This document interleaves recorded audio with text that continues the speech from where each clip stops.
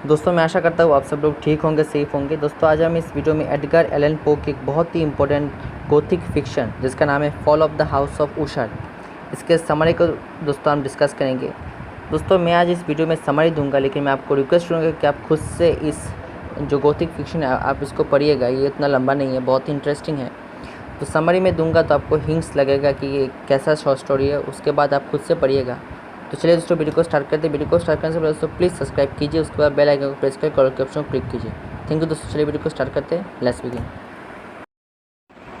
दोस्तों ये जो फिक्शन है, गोथिक फिक्शन है, इसमें बेसिकली एक हाउस के बारे में लिखा गया है जो हॉन्टेड है, सपोज टू बी हॉन्टेड, और ये बहुत ही फेमस है। दोस्तों होता क्या दोस्तों कि ये जो गोथिक फिक्शन है, इसके जो वक्ता है, नरेटर है, तो नरेटर को एक दिन उनके चाइल्डहुड फ्रेंड से एक लेटर मिलती है। उस लेटर में उनकी फ्रेंड उनको बुलाते हैं अपने घर पर, क्योंकि वो बहुत ही बीमार है और वो एक रेयर डिसीज़ से पीड़ित है। तो जो उसके बाद दोस्तों जो वक्ता है, नरेटर है, वो ठीक करते कि वो उस विलेज पे जाएंगे और उनके फ्रेंड से वो मिलेंगे। उसके बाद दोस्तों वो फ्रेंड के घर पर जाते हैं। एक विलेज में उनका घर था। तो जब वो उस घर में पहुंचते हैं तो वो जो बिल्डिंग है, वो जो घर है, वो उनको बहुत ही स्ट्रेंज लगता है। उस घर का जो एनवायरनमेंट था, जो स्ट्रक्चर था, बिल्कुल स्ट्रेंज था और इतना डेंजरस फीलिंग उनको हो रही थी, क्योंकि पूरा जो एक सिनेरियो था इतना स्ट्रेंज था, इतना डेंजरस था कि ऑटोमेटिकली जो बकता है, नरेटर है, उनको बहुत ही स्ट्रेंज फील हो रहा था। उसके बाद दोस्तों कुछ समय बाद जो नरेटर है वो उस घर में एंटर करते हैं और उनको घर में जब वो घुसते हैं तो घर में घुसने के बाद भी उनको बहुत ही स्ट्रेंज फीलिंग होता है, क्योंकि घर के अंदर का जो चीज़ था बहुत ही डेंजरस था। सबसे पहले जो फर्श था, मतलब जो घर का जो पूरा स्ट्रक्चर था, वो बहुत ही क्रैक था, उसमें क्रैक्स थी। और उसके बाद उस घर में बहुत ही वार का सामान था, मतलब जो सामान युद्ध में यूज़ होता है। बहुत सारे बुक्स थी, जो बुक्स उनके फ्रेंड पढ़ते थे। तो ये जो पूरा एक सिनेरियो था इतना डेंजरस था। उसके बाद जो बकता है, नरेटर है, उनको बहुत ही स्ट्रेंज फीलिंग होती है। तो कुछ समय बाद वो अपने फ्रेंड से मिलते हैं। मिलने के बाद दोनों फ्रेंड में बहुत ही इमोशनल एक फीलिंग होती है। वो दोनों एक साथ बैठकर बातचीत करते हैं। तो जो बकता है, नरेटर है, उनको उनके फ्रेंड में बहुत सारे डिफरेंसेस मिलती है, क्योंकि वो उनके चाइल्डहुड फ्रेंड थे, बहुत दिनों बाद वो मिले हैं। तो उनके फेस पे, उनकी बातों में, उनके पूरा स्ट्रक्चर में बहुत सारे डिफरेंस वो देखने को मिलता है, उनको दिखाई पड़ता है।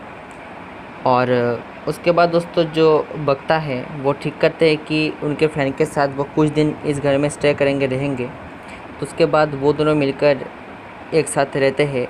तो जो बकता है, उनका एक ही एम था कि एक साथ रहकर उनके फ्रेंड को हेल्दी करना, उनके फ्रेंड को ठीक करना, क्योंकि वो एक रेयर डिसीज़ से पीड़ित थे। तो मेंटली फिज़िकली उनको पीस देने के लिए उन्होंने ठीक किया कि वो कुछ दिन उनके साथ रहेंगे।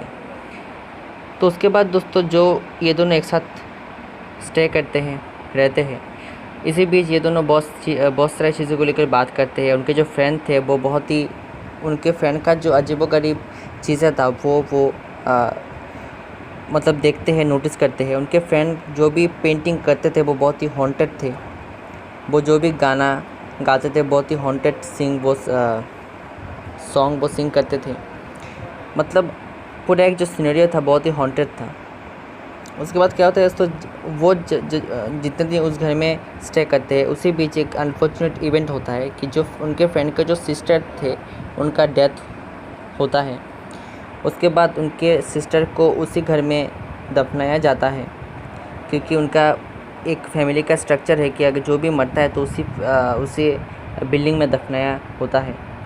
और उनकी जो सिस्टर थी वो भी एक बहुत ही रेयर डिसीज़ से पीड़ित थी।